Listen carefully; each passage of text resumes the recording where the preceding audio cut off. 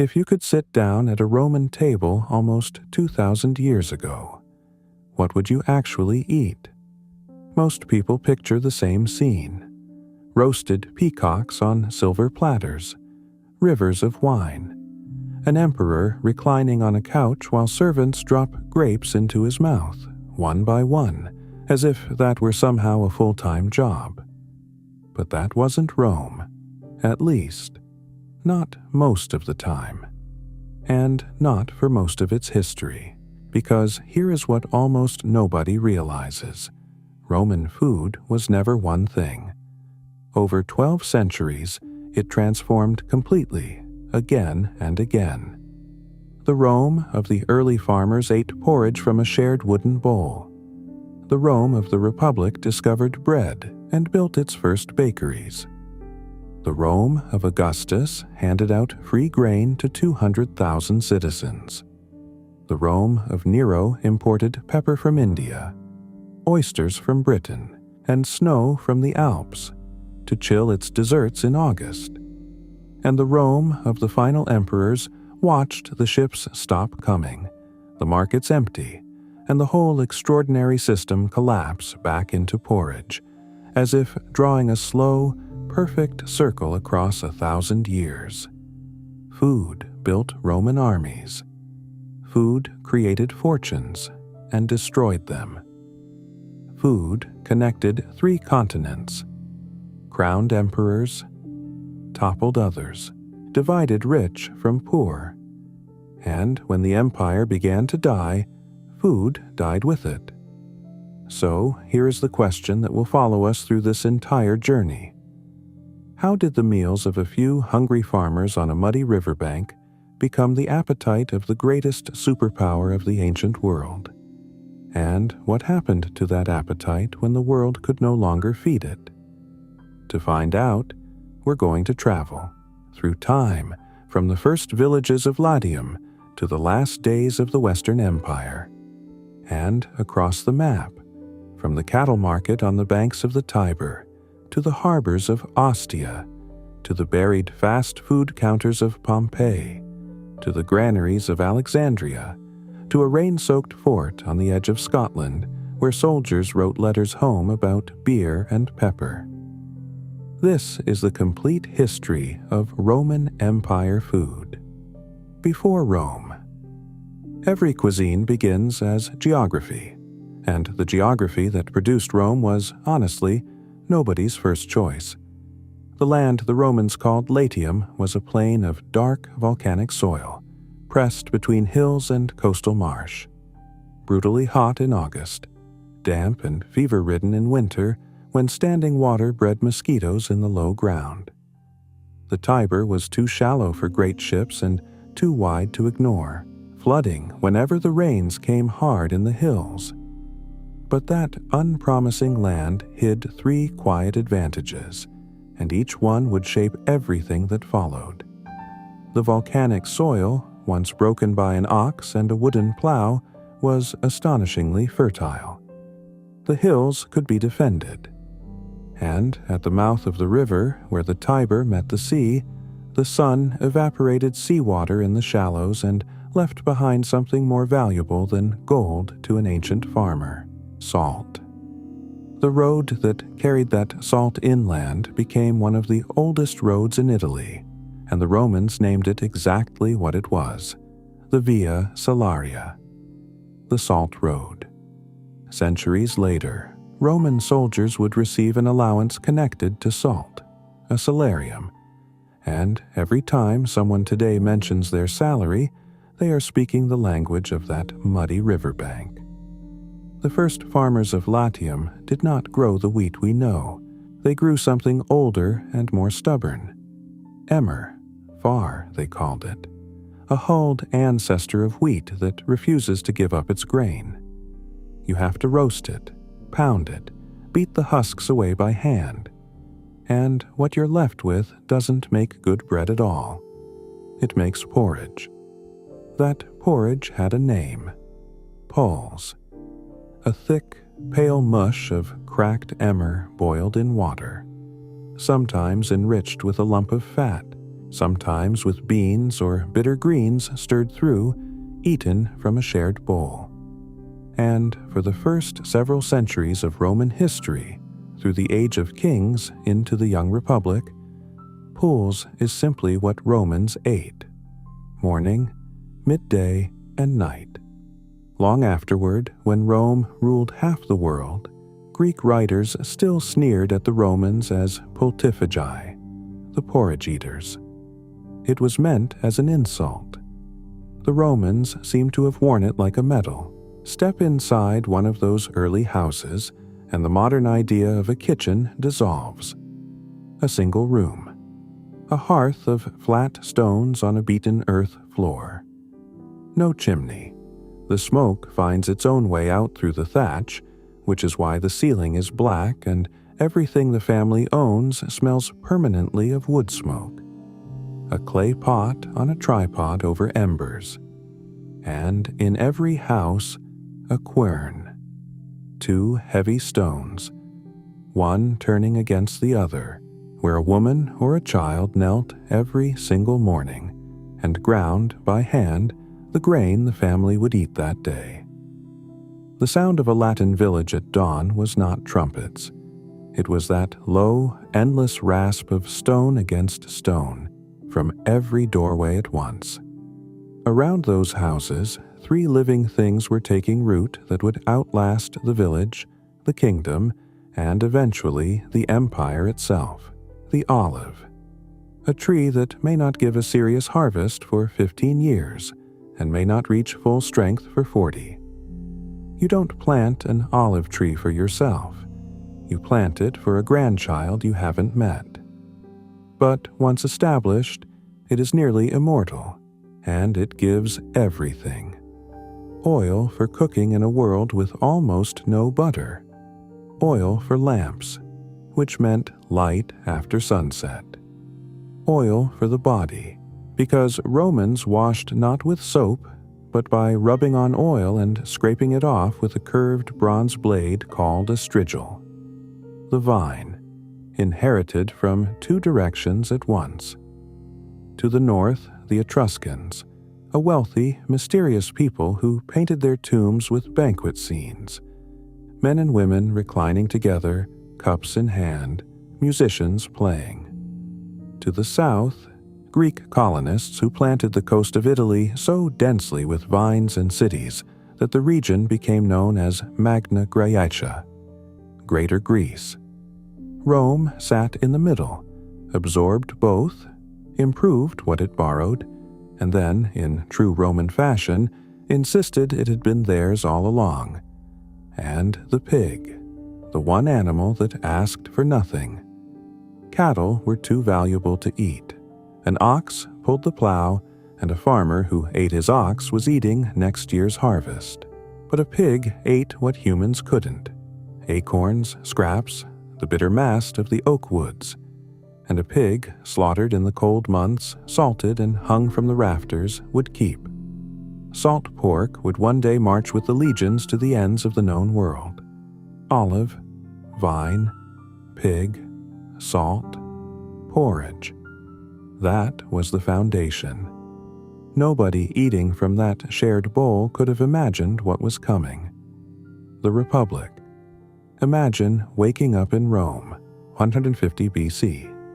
So let's do something. Let's travel. Imagine waking up in Rome in the year 150 BC. It's before dawn and the city is already loud.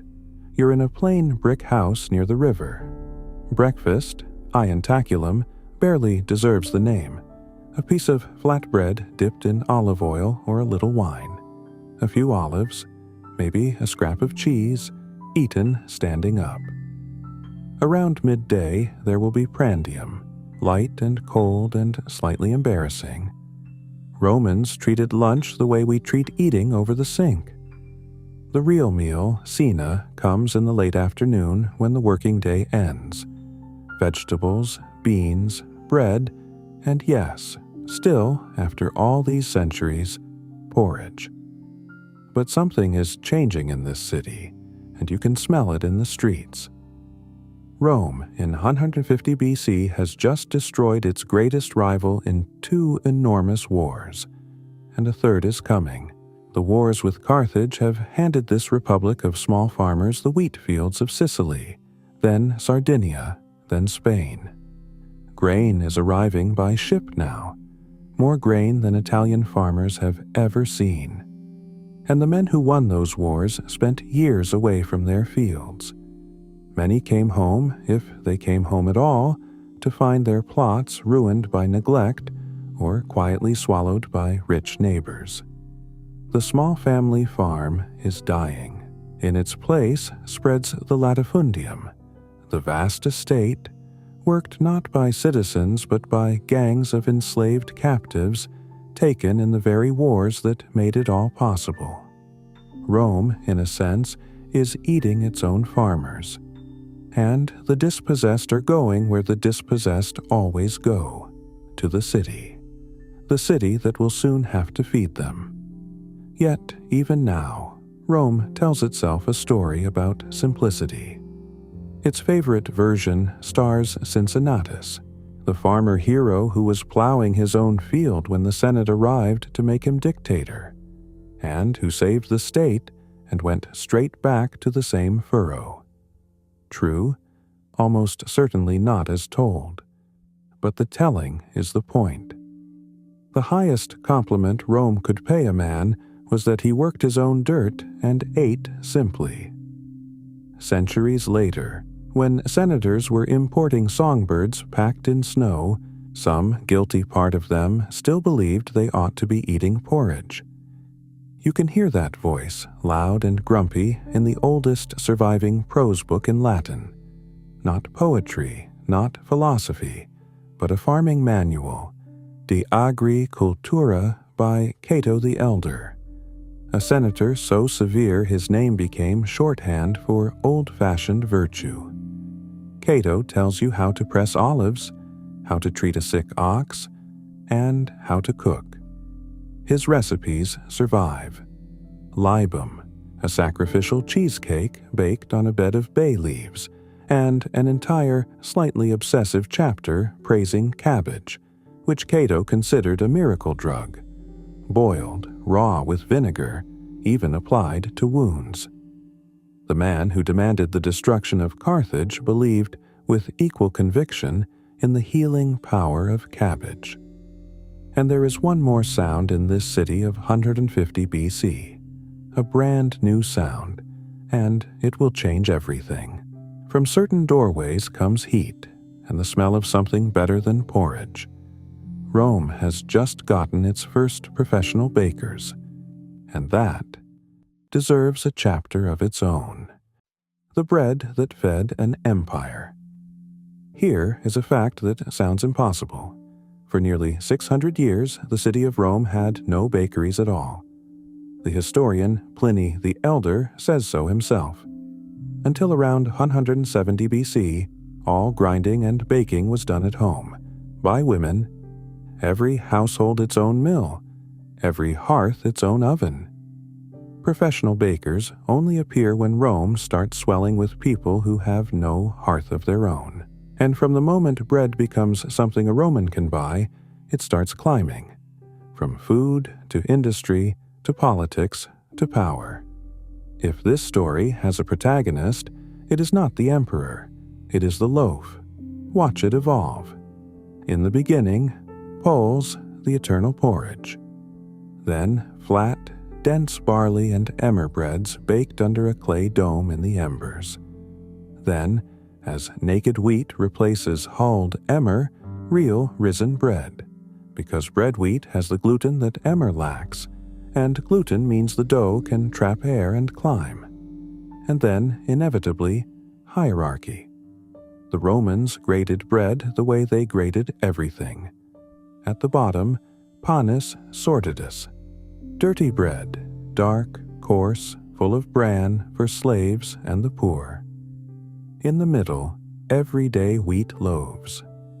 At the top, panis candidus, white bread, sieved and refined, the pale flour a status symbol so powerful that 2,000 years later, white bread would still mean wealth across most of the world. You could read a Roman's entire social position in the color of his crumb. The machinery grew with the appetite. First, the hand quern, that morning rasp of stone on stone. Then the mola asinaria, the donkey mill. Two massive hourglass-shaped stones of rough volcanic rock, the upper one turned hour after hour by a blindfolded donkey walking an endless circle. Walk through Pompeii today, and the mills are still standing in the bakeries, rows of them, like strange stone chess pieces, next to brick ovens that look so much like a modern pizza oven that visitors laugh out loud. And then Rome did something no one had done before. It industrialized flour. In southern Gaul, near Arles, engineers built the factory at Barbagal. 16 water wheels arranged in 2 parallel staircases down a hillside. Aqueduct fed, turning day and night. Grinding by some estimates enough flour for tens of thousands of people. 2,000 years before the Industrial Revolution, the Roman Empire built a flour factory. When archaeologists finally understood the ruins, they realized they were looking at possibly the greatest concentration of mechanical power in the ancient world. And it existed to make bread. Bread marched too. A legionary's ration was built on roughly 2 pounds of wheat a day, and here is the detail that changes how you see every Roman conquest. The soldiers processed it themselves.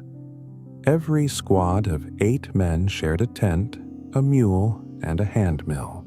After a day's march and the digging of a fortified camp, they ground their grain and baked flat loaves in field ovens set into the ramparts, or twice baked it into a rock-hard biscuit called bucellatum. Hardtack, 17 centuries before the age of sail. And when a commander wanted to punish a unit for cowardice, he didn't need whips. He fed the men barley instead of wheat, and every Roman understood instantly, because barley was the food of animals and slaves. Shame, served in a bowl.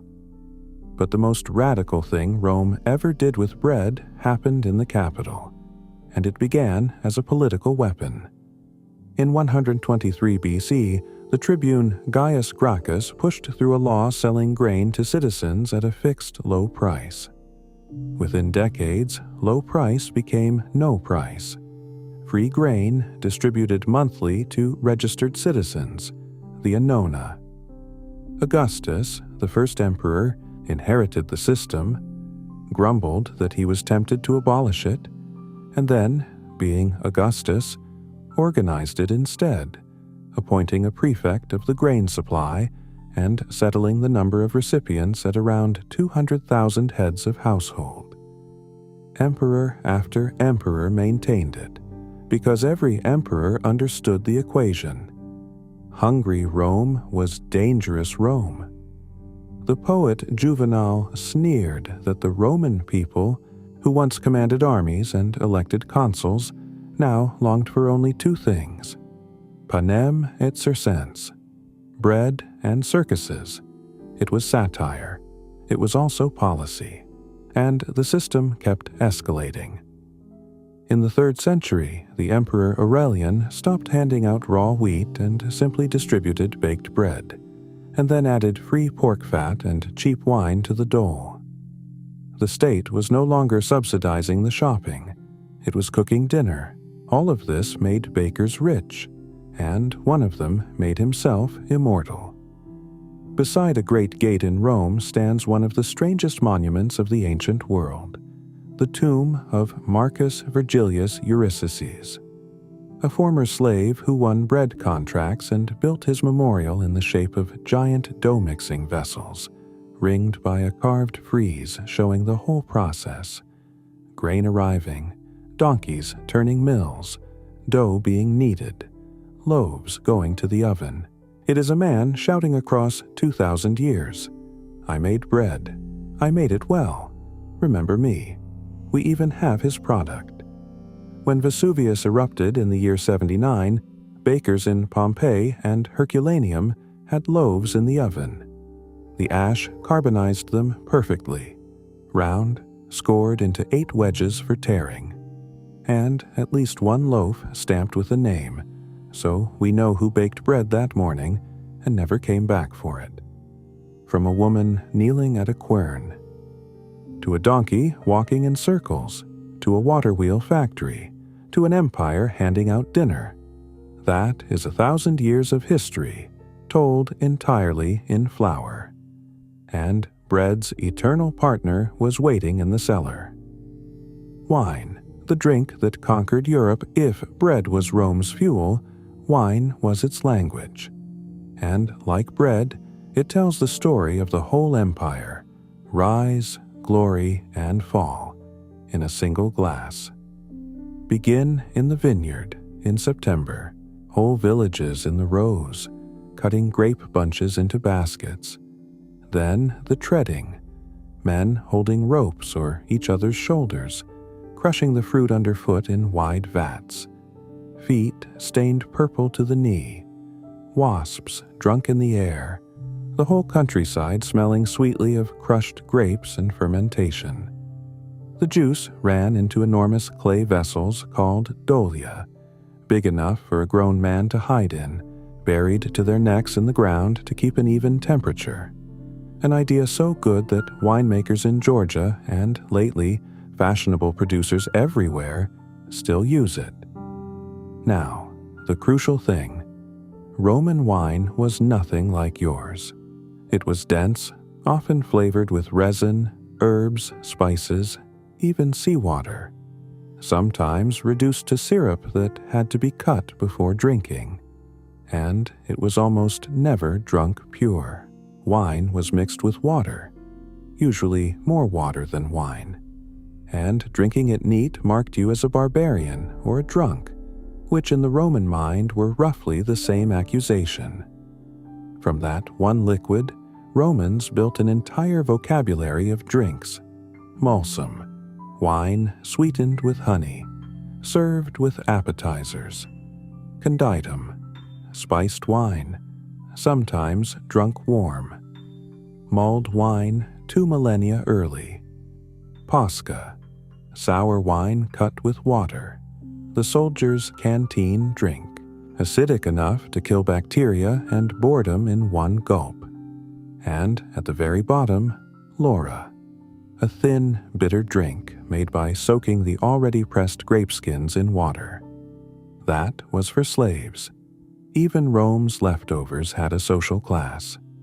At the other end of the scale stood the legends. Falernian, from a single famous hillside in Campania. White wine aged until it turned amber, strong enough, Pliny claims, to catch fire. And above, even Falernian, a vintage, the year 121 BC, the famous Opimian, so celebrated that jars of it were still being opened, reverently and by then almost certainly undrinkable, more than a century later. Julius Caesar served decades-old vintages at his triumphal banquets. A host's cellar was his resume, and his guests could read it in one sip. Wine also drew the map of modern Europe, and it did so as a weapon of peace. Wherever the legions went, the vine tried to follow. Rome planted vineyards among the conquered Gauls, a people who had been brewing beer perfectly happily. And the Gauls took to wine with such alarming enthusiasm that within a few generations Gallic wine was flooding back into Italy, and Italian producers were complaining. The vineyards Rome planted along the Rhone, the Garonne, the Moselle, the Rhine never stopped producing. Bordeaux, Burgundy, Champagne, the Mosel. Every one of those names is, in a sense, a Roman supply decision that refused to die.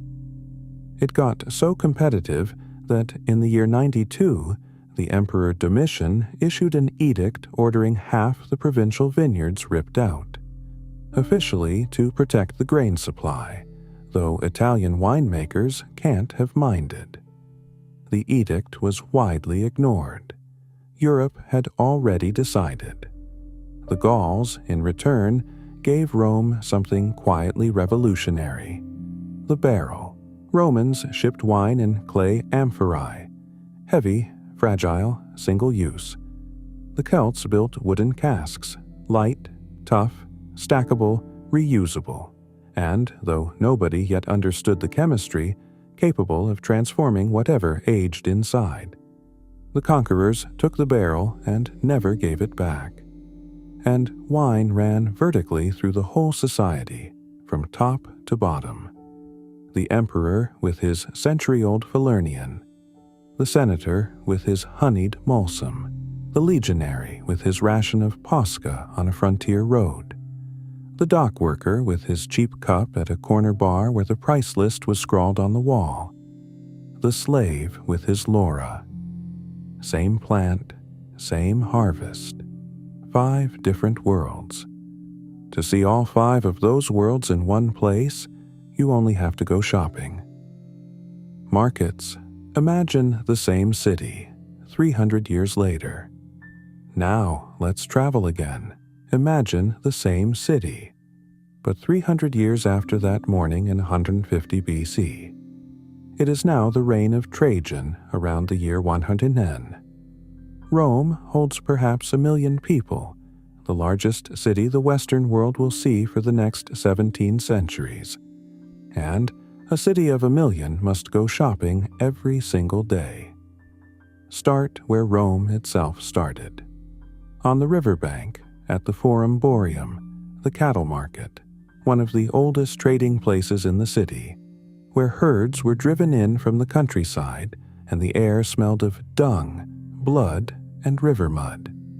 Next door, the Forum Holatorium, the vegetable market, its stalls stacked with cabbages, leeks, onions, and beans, walked in before dawn by growers who farmed just outside the walls. Further on, the Forum Piscarium, the fish market, and fish, in Rome, was serious business.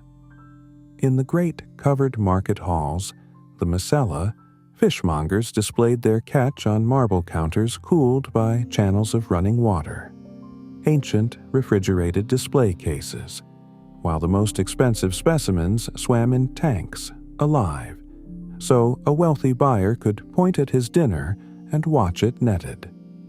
Freshness wasn't a preference, it was theater.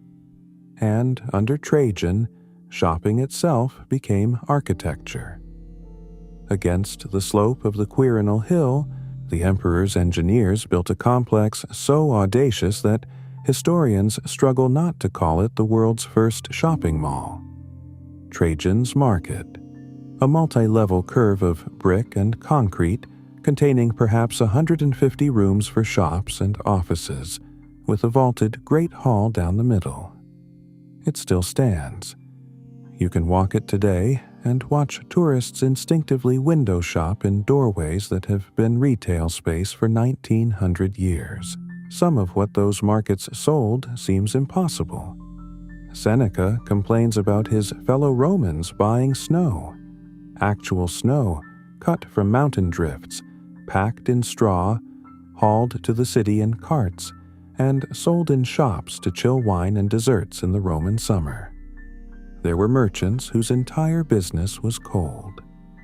Others dealt in live thrushes, in flowers out of season, in honey from famous hillsides, in oil whose amphora named the very farm that pressed it.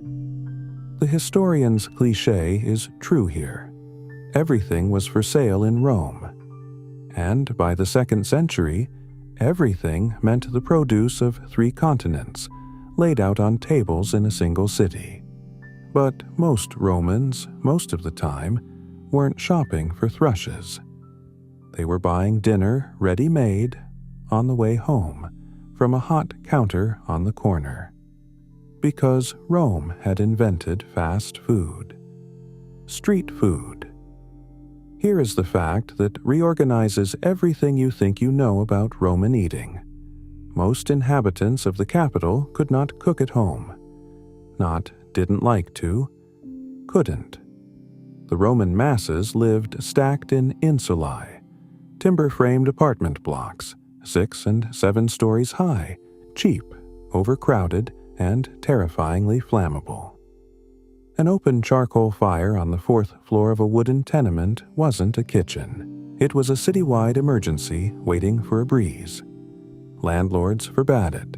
Bitter experience forbade it.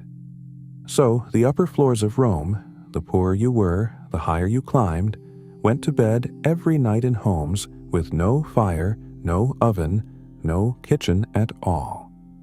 Which means an entire metropolis ate out every day. And the ancient world's answer to that demand wouldn't be matched again for well over 1,000 years. The counters were called Thermopolia, literally places where hot things are sold. An L-shaped masonry bar facing the street, its surface inlaid with scraps of colored marble, with round openings holding big clay jars of food kept warm. Stews, chickpeas, lentils, spiced wine. Jugs on a stepped shelf behind. A painted sign. A couple of stools, perhaps a small back room for anyone who wanted to linger. In Pompeii alone, a town of maybe 12,000 people, archaeologists have counted around 80 of them. That is a density of takeaway food that would impress a modern city. On some streets in Pompeii, you are never more than a minute's walk from a fossilized snack bar. And in 2020, in a quiet corner of that buried city, excavators opened a thermopolium sealed under ash since the year 79, and found it almost obscenely intact. The counter was painted. A sea nymph, a rooster, 2 mallard ducks hanging by their feet, a little dog on a leash. Inside the embedded jars, the residue of the last day's menu: duck bone, pig, goat, fish, and snail, the remains of an honest stew. In the dregs of one wine jar, chemists found crushed fava beans, an old bartender's trick for lightening the color of cheap wine. And scratched into the paint, a graffito that appears to insult one of the shop's own staff. 1900 years later, and the guy at the counter is still watering the house wine. And someone is still leaving a rude review. The wine bars even published their prices. One famous inscription from Pompeii advertises, in effect, a drink for 1 coin, better wine for 2. Falernian, the legendary stuff, or at least what the landlord claimed was Falernian, for 4. On another wall, a bar owned by a woman named Asalina still carries election slogans painted by her staff, endorsing candidates, the waitresses of Pompeii, campaigning from behind the counter. Street food, cheap wine, local politics, and gossip, all at the same bar. Some institutions never change. They just change their plumbing. For travelers on the great roads, the same system scaled up into roadside inns. Food, wine, a bed, a stable, spaced along the highways like beads on a string, so that a merchant could cross the empire eating hot meals the entire way. Rome had not only invented fast food, it had invented the highway rest stop. But behind every counter, every inn, every villa, there was a room the guests never saw. And it's time we went inside. Inside, a Roman kitchen. Forget the marble fantasy. The cucina of even a wealthy Roman house was small, dark, hot, and hidden, tucked away where guests would never see it, often right next to the latrine, because both needed water. Cooking was labor, and Romans hid labor. The heart of the room was a waist-high masonry platform topped with a bed of glowing charcoal. Not one great fire, but several small ones, each adjustable, each doing a different job, exactly like the burners of a modern stove. Bronze and clay pots sat over the coals on iron tripods and gridirons. There were shallow bronze pans for frying, cauldrons for boiling, domed clay lids for baking in embers, spits for roasting, and smoke curing hams up in the rafters. And everywhere, the single most important tool in Roman cooking, the mortarium, a heavy grinding bowl, its inner surface studded with grit, where cooks pounded herbs, seeds, nuts, cheese, and fish sauce into the thick pastes and sauces that defined the entire cuisine. Roman food, at its heart, was never really about the roast. It was about the sauce that buried it. Now open the pantry and notice what's missing, because the absences are shocking. No tomatoes. They're waiting in the Americas, undiscovered, along with potatoes, corn, chocolate, and chili, which means the most famous Italian ingredients on earth were unknown to every Italian for the first 2,000 years of Italian history. No pasta as we know it. No sugar, except as a rare medical curiosity from India. Sweetness meant honey. Roman estates kept hives the way they kept hens. Or grape must boil down into dense syrups called de frutum and sapa. And inside that sweetness hid a slow poison. The syrups were often reduced in lead-lined pots and led leaches into hot, acidic liquid, forming lead acetate, which is itself sweet. The more they boiled, the sweeter it got, and the sweeter it got, the more they used. Some historians suspect the Roman upper class spent centuries gently poisoning itself with dessert. The cooks themselves were almost always enslaved, and a brilliant one could cost more than a farm, could make his owner's reputation, could become, in everything but name, a celebrity. Their Bible was Apicius, nearly 500 recipes compiled over generations and attached to the name of Rome's most legendary gourmet, the only cookbook to survive from antiquity. It is a strange and wonderful document. Recipes with no quantities, no times, no temperatures, just confident lists. Pepper, lovage, honey, vinegar, fish sauce, ending with the eternal, slightly smug instruction, serve. As for the man behind the name, Marcus Gavius Apicius, the gourmet of the age of Tiberius, the stories about him are almost too perfect. He is said to have once heard that the prawns off the coast of Libya were extraordinary, chartered a ship, sailed all the way there, tasted the prawns brought out to him in the harbor, decided they were no better than the ones at home, and sailed straight back without ever setting foot on land. And when, after a lifetime of spectacular spending, he calculated that his remaining fortune had fallen to a level most Romans would consider fabulous wealth, but which he considered starvation, he poisoned himself at what we can only assume was an exquisite final dinner. The ancients told that story as a moral warning. It has survived mostly as a legend among chefs. That was the machinery. But who actually got to eat its finest output? Almost nobody, and the gap between the two Romes, the one that dined and the one that merely ate, was about to become the widest in the ancient world. Soldiers, the empire's traveling kitchen. Before we open the doors of the rich, follow the food that mattered most, the food that made all the rest possible. It marched. A Roman legion was, among everything else, a kitchen on the move. 5,000 men, each entitled to his daily grain, plus salt pork, hard cheese, dried beans and lentils, oil, salt, and sour wine. Feeding them, moving grain, oil, and wine to wherever the eagles pointed, forced Rome to master roads, ships, warehouses, and accounting on a scale no one had attempted before.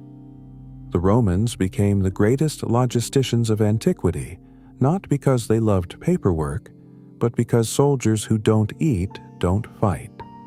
And every road built to feed a legion became, the moment the fighting stopped, a road that fed trade. The supply lines of war quietly became the arteries of the largest common market the world had ever seen. If you want to know what that system felt like from the inside, travel to its farthest, coldest edge. In northern Britain, near the line where Hadrian would build his wall, stood a timber fort called Vindolanda. Wet, green, windswept, about as far from a Mediterranean olive grove as the empire reached.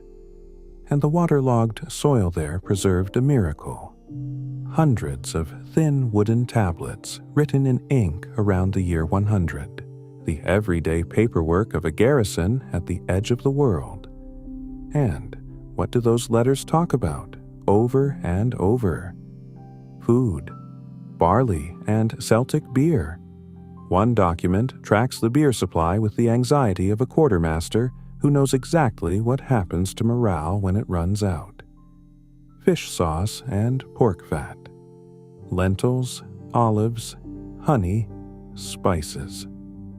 One list, written at a wooden fort in the reign of northern England, casually includes pepper, a spice from the coast of India, 4,000 miles away, itemized like a sack of onions. Another tablet is a birthday party invitation from one officer's wife to another, with a warm greeting added in her own handwriting, the oldest surviving Latin written by a woman. The frontier of the Roman Empire, it turns out, ran on dinner parties too. The legions also planted as they marched. Wherever they settled, the vine followed, and orchards and gardens. The soldiers introduced Britain to wine, cherries, walnuts, plums, and the garden pea. The Britons kept their beer and their butter, and history has quietly sided with them on both counts. But the deeper pattern held everywhere. The Roman army was the greatest agricultural distribution program of the ancient world, redrawing the map of what Europe grows and eats, one veteran's garden at a time. The olive, though, refused to march past a certain line, the line where winters turn serious. To this day, you can taste that ancient frontier every time you cross from a butter country into an olive oil country. The border on the modern map of European cooking is, in a very real sense, the ghost of the Roman climate zone. And all those roads, all those ships, all that grain flowed toward one place. A city that had split into two different worlds at the same table.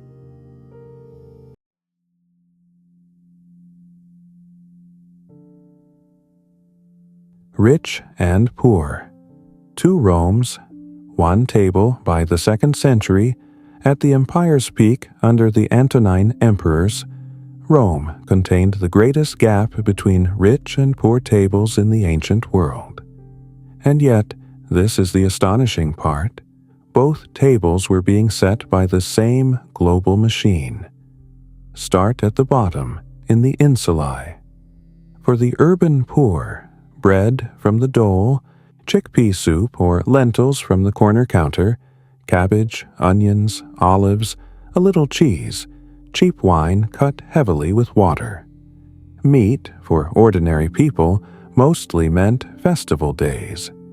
Because in the Roman world, a religious sacrifice was also a barbecue.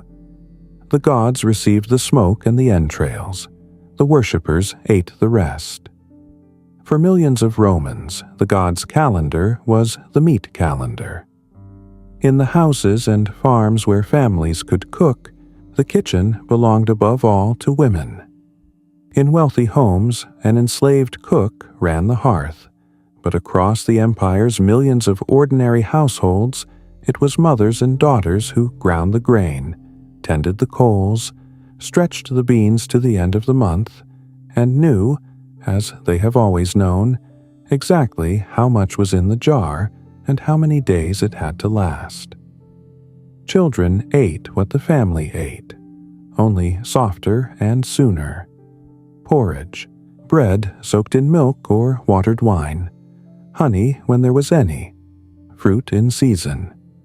A Roman child's first taste of the wider empire might be a single date from Syria, bought at a festival. Sticky, impossibly sweet, remembered for a lifetime. And presiding over every meal, however poor, was religion in its smallest form. A crumb for the household spirits, a splash of wine at the little shrine of the Lares in the corner. Every Roman table set a place for the invisible. Now climb the social ladder and watch the same ingredients transform. The middle ranks, shopkeepers, craftsmen, freedmen doing well, ate recognizably like the poor, only more. More fish, more eggs, better oil. Actual cuts of meat sometimes, wine that didn't need quite so much water. But at the top, food stopped being nutrition and became language. The Spanish oil on a poor man's dole bread and the Spanish oil in a senator's kitchen came off the same ships. The difference was everything that happened next. Here is the strange truth that ties the two Romes together. Even the poorest citizen of the capital was eating globally. His free bread was baked from African and Egyptian wheat. His oil crossed the sea from Spain. The salt in his beans came up the old salt road. A beggar in 2nd century Rome ate from 3 continents without ever knowing it, which no beggar in Paris or London would be able to say again until almost the modern age. Rome no longer depended on Italy. Rome was eating the world, and nothing said it louder than a sauce made of rotten fish. Garum and the foods of luxury.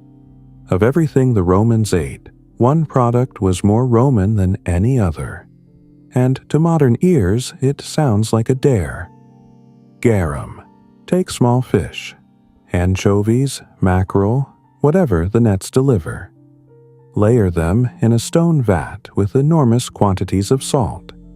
Include the entrails. That's not carelessness, that's the entire point, because the guts carry the enzymes. Now leave the vat open under the Mediterranean sun for 1 to 3 months. The fish essentially digest themselves. Their proteins break down into free amino acids, above all glutamate, the exact molecule that makes aged cheese, soy sauce, and slow-cooked meat taste deeper than they should. What rises to the top is a clear amber liquid that is, and everyone says this with surprise, not particularly fishy. Salty, savory, haunting. That is garum. The sludge left at the bottom, called alec, went to the poor. Romans put it on nearly everything. Meat, fish, vegetables, eggs, even fruit, even desserts. They blended it with wine, with vinegar, with honey, with oil. It was salt, stock cube, and status symbol in one bottle. And it had vintages. Fine garum from the factories of southern Spain could cost as much as fine perfume, while cheap garum was both a purchase and a punchline. The factories themselves, rows of stone fermentation tanks that still stare at the sea today at Bailo Claudia on the Spanish coast and along the shores of North Africa, had to sit outside the city walls downwind for reasons the entire neighborhood could explain. And if you want to know the taste, you don't need a time machine. Fish sauce from Vietnam and Thailand is made by nearly the identical process, and in one small town on Italy's Amalfi coast, Satara, fishermen still press anchovies under salt in wooden barrels and draw off a golden liquid called colatura di alici. quite possibly the last living descendant of the Roman Empire's favorite flavor. Garum was the foundation. What the rich built on top of it defies belief. Consider the dormouse, a small, sleepy woodland rodent, and one of the most fashionable dishes in the empire. Wealthy Romans raised them in special terracotta jars called gliraria, dark little towers with internal ramps and feeding holes, fattening the animals on walnuts and acorns until they could barely move, then roasting them, glazing them with honey, rolling them in poppy seeds, and sometimes weighing them at the table first so the host could boast about the number on the scale. Consider the oyster. Britain's cold estuaries produced oysters prized across the empire. Their shells turn up in the rubbish heaps of villas from the Channel to the Mediterranean. And to move them, Romans packed them live in snow and raced them south before they spoiled. Refrigerated shipping, 2,000 years early. The snow itself was an industry. Cut from mountain drifts, stored underground in straw-lined pits through the summer, sold in the city to chill wine and set delicate honey desserts. There were fortunes in Rome built entirely on cold. Consider the fish pond. Roman aristocrats of the late Republic dug private saltwater ponds, piscinae, at their coastal villas, feats of engineering with channels to the sea, where they raised bream, mullet, and above all, lampreys at absurd expense. They gave the fish names. They adorned favorites with tiny golden ornaments. When one famous lamprey died, its owner, one of the richest men in Rome, wept for it, and his rivals never let him forget it. Cicero coined a nickname for these men, the piscinari, the fish pond aristocracy. Senators, he grumbled, who cared more about their mullet than about the Republic. Given what happened to the Republic, he may have had a point. And at the outermost edge, sows' udders, truffles, snails fattened on milk until they no longer fit their shells, peacocks roasted and redressed in their own feathers, and flamingo tongues. A dish that sounds like a slander invented by moralists, except that the age's most famous gourmet is credited with popularizing it. The Republic actually tried to outlaw all this. Sumptuary laws capped what a host could spend, how many guests he could invite, which foods could appear. Dormice were specifically banned by law. The results were exactly what you'd expect. The rich treated every restriction as a puzzle and every loophole as an appetizer. Rome discovered, early and permanently, that you cannot legislate against showing off. And then there was pepper, the luxury that out-traveled them all. Black pepper grew in exactly one region known to the ancient world, the Malabar coast of southwestern India. Reaching a Roman kitchen required one of history's first intercontinental supply chains, and one crucial secret, the monsoon. Sailors leaving Egypt's Red Sea ports learned to ride the southwest wind straight across the open Arabian Sea in summer, and ride the northeast wind home in winter, turning a voyage of years into a single season. One ancient source claims 120 ships a year made the India run. The pepper landed at desert harbors like Berenike, crossed 150 miles of Egyptian desert by camel caravan, floated down the Nile to Alexandria, and sailed at last for Italy. And after all that, Romans used it like salt. The recipes of Apicius call for pepper in roughly 4 out of 5 dishes, in sauces, in meats, in sweets, even in wine. Rome built dedicated warehouses for it in the heart of the city, the Horea Piperitaria, the pepper warehouses. The scholar Pliny did the math and despaired. By his estimate, the empire was bleeding 100 million sesterces a year to India, Arabia, and China for luxuries. And pepper baffled him personally. "It isn't sweet," he grumbled. "It isn't beautiful. Its only quality is a certain bite." Who was the first person who decided to want this? He never found an answer because there isn't one. That is simply what desire is. Empires can be built on it, and, as we'll see, ransoms can be paid in it. All of this, the garum, the dormice, the snow, the pepper, was still just ingredients. To see what the Roman elite actually did with them, you have to get invited to dinner. Imperial banquets. Dinner as theater, emperor by emperor. Here is where the story becomes a parade of emperors, because at the very top of Rome you can trace the whole arc of the empire, from discipline to delirium, in what its rulers served for dinner. Start with a surprise.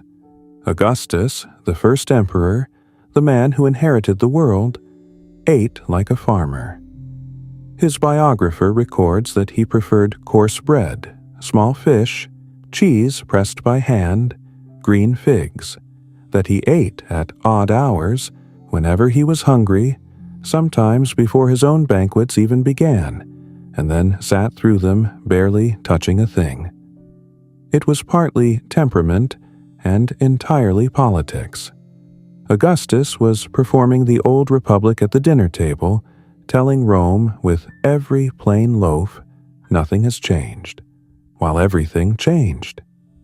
His successors dropped the act one course at a time.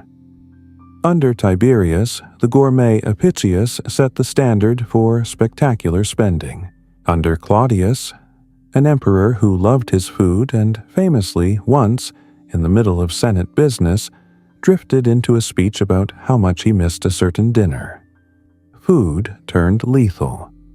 Claudius died after a dish of mushrooms, almost certainly poisoned by his own household, and his successor Nero is said to have joked afterward that mushrooms were the food of the gods, since a plate of them had made Claudius divine. In Rome, even the murder weapons came from the kitchen. Nero himself turned dining into engineering.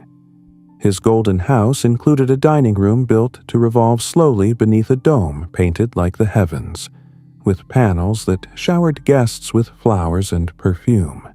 And archaeologists on the Palatine believe they have found its rotating mechanism, a masonry drum turned by water power. A room that moved so that the guests wouldn't have to. The stage for all this, in the palace and in every wealthy house, was the triclinium. 3 couches around a low table, 9 diners in the ideal arrangement, everyone reclining on the left elbow, eating with the right hand, shoes off, feet politely away. Reclining was itself the message. This is the posture of a man who does not work. The meal came in waves. The gustaccio of eggs, olives, shellfish, and salads sharpened with garum.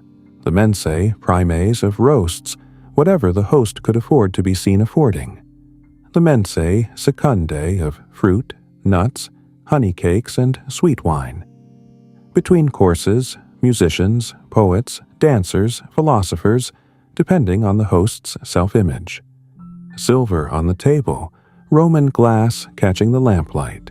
Perfumed water for the fingers, because forks did not exist, and hands did the honest work. No one respectable touched a carving knife. Carving was a profession, performed by a trained specialist who sliced the roast in rhythm, almost as choreography. And, running through it all, the era's great obsession, illusion. In the finest Roman dining rooms, the highest compliment wasn't delicious. It was, "I have no idea what this is." The satirist Petronius left us a merciless portrait of a nouveau riche host named Trimalchio, whose banquet includes a hare fitted with wings to resemble Pegasus. a roast boar that, when slashed open, releases live thrushes into the room, and a whole goose surrounded by fish and game, every piece of which, the host brags, his chef carved from a single pig. It is satire, but nobody satirizes what nobody does. Then came the year of collapse and gluttony in one body. Vitellius, who seized the throne in the civil wars of the year 69 and held it for 8 months, most of which he appears to have spent eating. He is said to have taken 4 heavy meals a day, invited himself to different houses for each, and crowned his reign with a single colossal platter nicknamed the Shield of Minerva. Pike livers, pheasant and peacock brains, flamingo tongues, lamprey milt.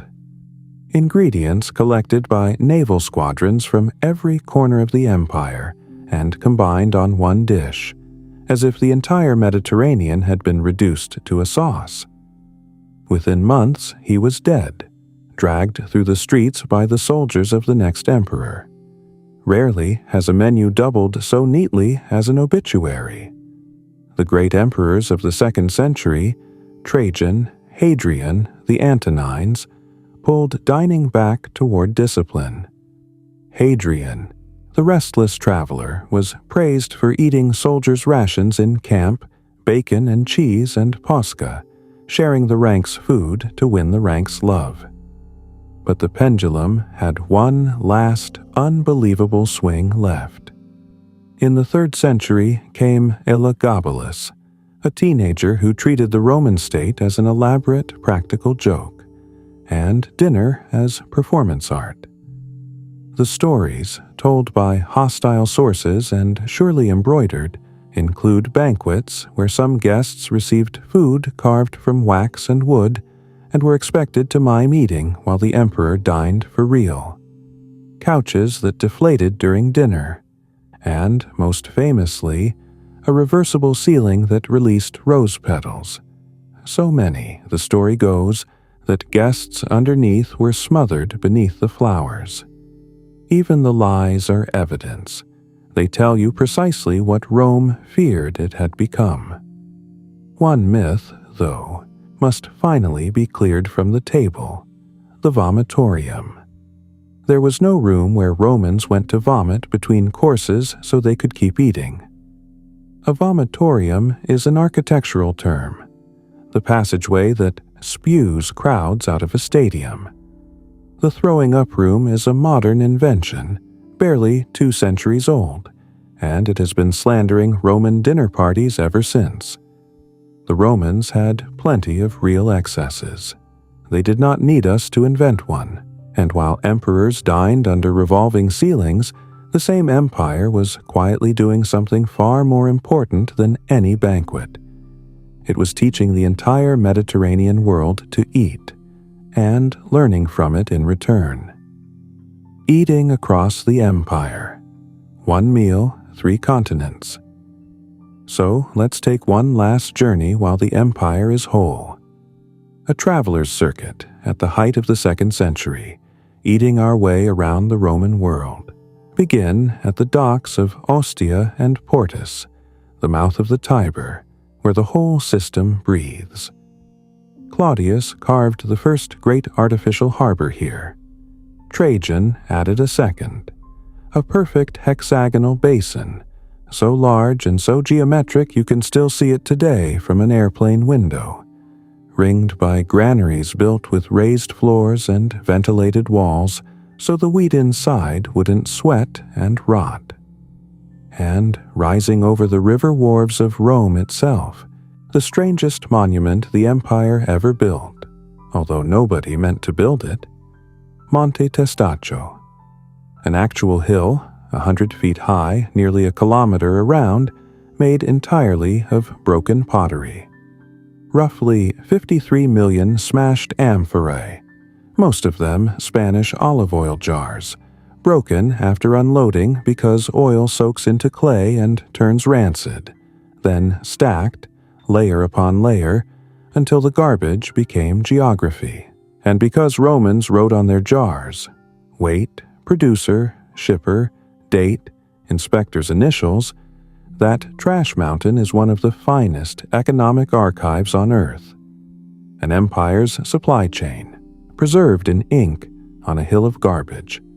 Sail south and meet the ships themselves.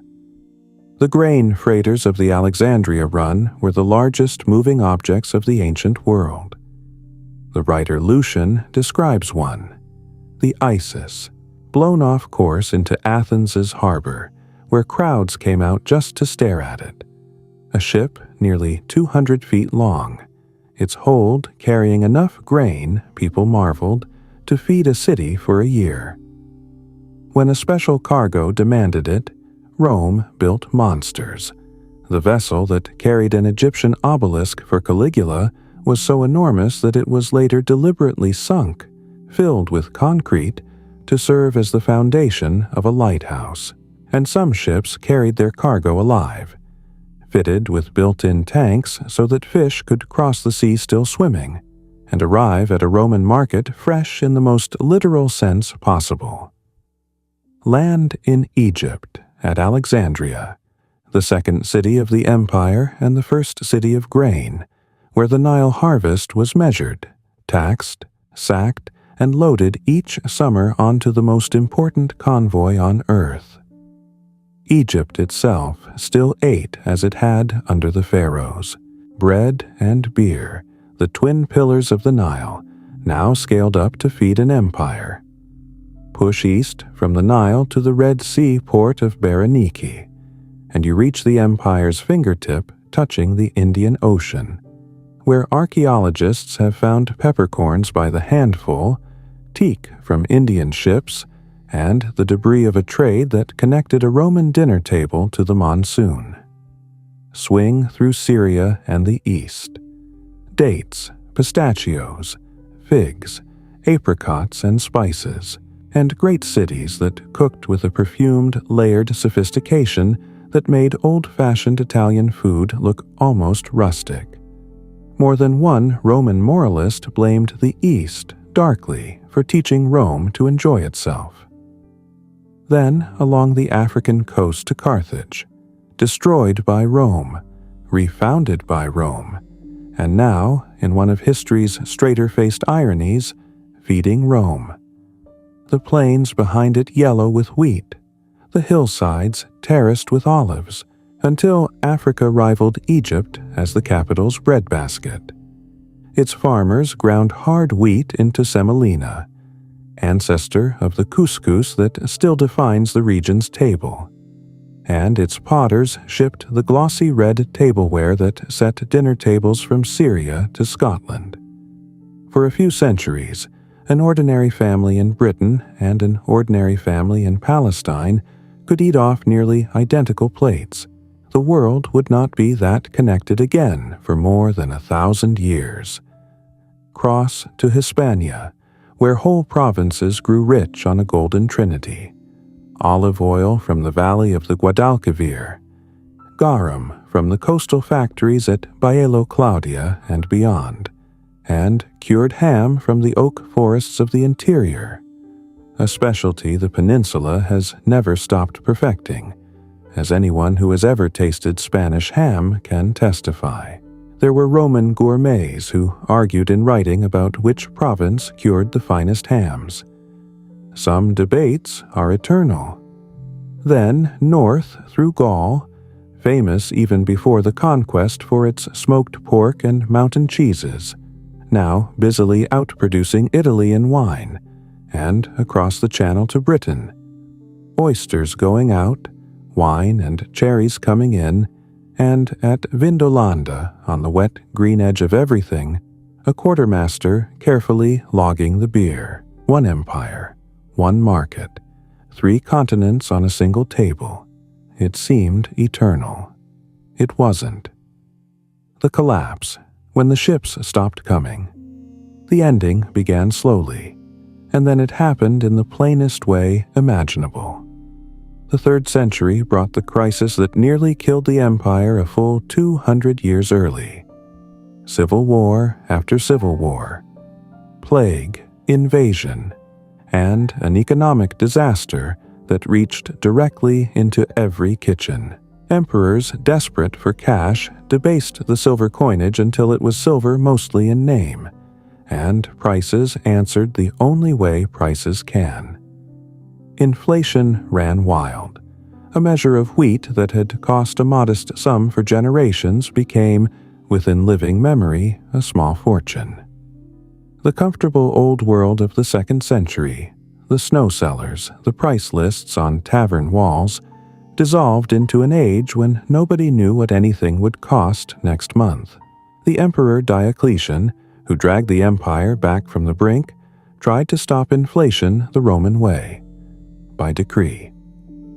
In the year 301, he issued his edict on maximum prices, a monumental price list carved in stone across the empire, fixing the legal maximum for everything from wheat, wine, and plain garum to fattened pheasants and first-quality peacocks. Copies survive today, which is more than can be said for the policy. The edict failed almost immediately. Goods vanished from markets rather than sell at a loss, and Rome learned what every government since has had to relearn. You cannot legislate the price of lunch any more than you can outlaw showing off. Then the map itself turned against the old capital. Constantine built a new Rome in the east, Constantinople, and the grain fleet of Egypt, which had fed the city on the Tiber for 3.5 centuries, was redirected to feed the new capital instead. Rome, the million-mouthed city, was left leaning on one last pillar: Africa. In the year 439, the Vandals took Carthage. With it, they took the wheat fields, the tax revenue, and the ships. The African grain that had arrived every year for centuries simply stopped. And Rome did not fall in a day of fire. It fell the way a table empties. The city's population, once 1 million, collapsed over the following century to a few tens of thousands, not through massacre, but through arithmetic. A city that cannot feed itself and is no longer being fed does not die dramatically. It just goes home. Even the barbarians understood that Rome's true currency was in its pantries. When Alaric and his Goths besieged the city in 408 and named their price to leave, the ransom included gold, silver, silk, and 3,000 pounds of pepper. Think about that. An army at the gates of Rome demanding, as tribute, a spice from a coastline they had never seen and could not find on a map. Within a few generations, pepper would retreat from the pantry into legend, a treasure kings kept locked away, counted by the grain. You can watch the whole ending in the objects.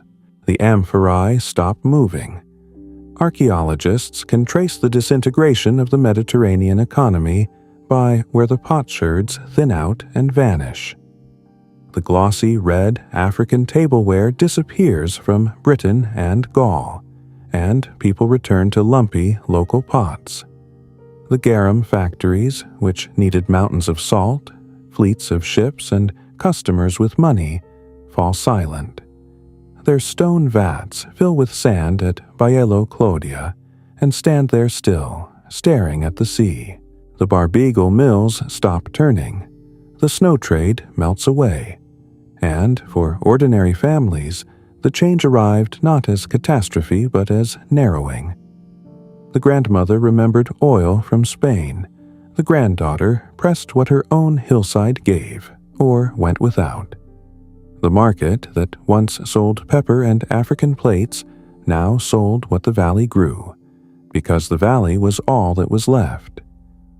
Diets became local again, intensely and unavoidably local, as if the whole vast experiment were folding itself back up. Across the former Western Empire, meals grew simpler, plainer, closer to the earth. Porridge, bread when there was grain, beans, cabbage, whatever the season allowed. Europe, in other words, went back to eating like early Rome. History had drawn a perfect, melancholy circle, 1,000 years across. Legacy, the empire on your table. And yet, the empire's food refused to die with the empire, because something else had been growing in Roman kitchens all along. Christianity had spent 3 centuries spreading through the Roman world, and its central ritual was, unmistakably, a meal, bread and wine, the 2 most Roman foods in existence, now carrying the weight of eternity. The new faith also brought a new calendar, a calendar of fasting. No meat on certain days, no meat for whole seasons. And suddenly, fish was not a preference but an obligation, and the fishing economy of Europe would organize itself around Lent for the next 1,000 years. When the cities emptied, the monasteries became the arks.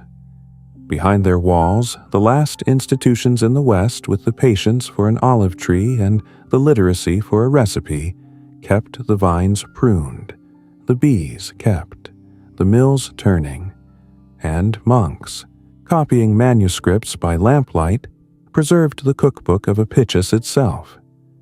The most decadent recipes of the Roman Empire survived the Dark Ages in the handwriting of men sworn to eat almost nothing.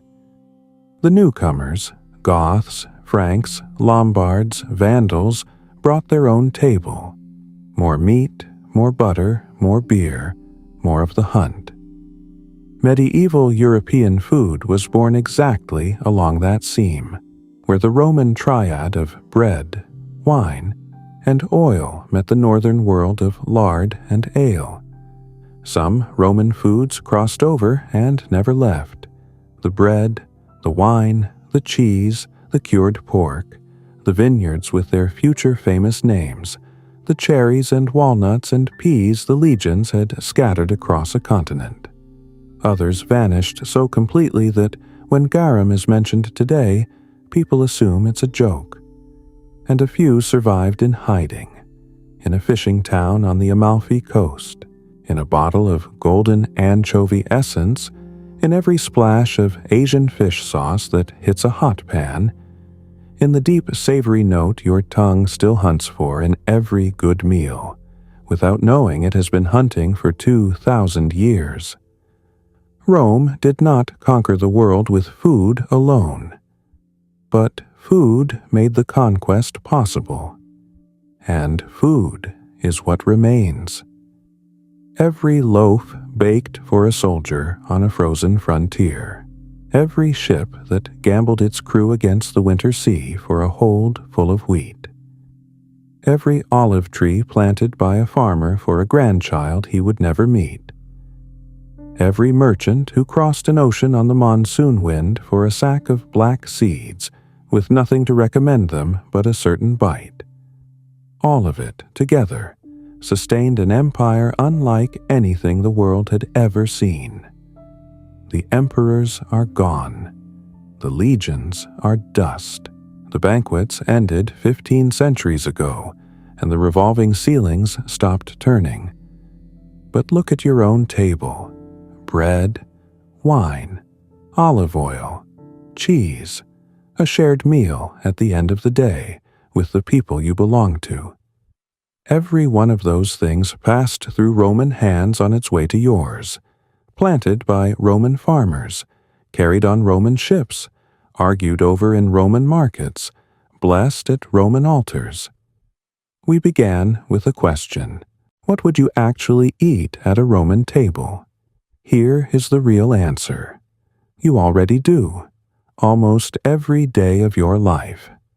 The empire fell. Its dinner never did.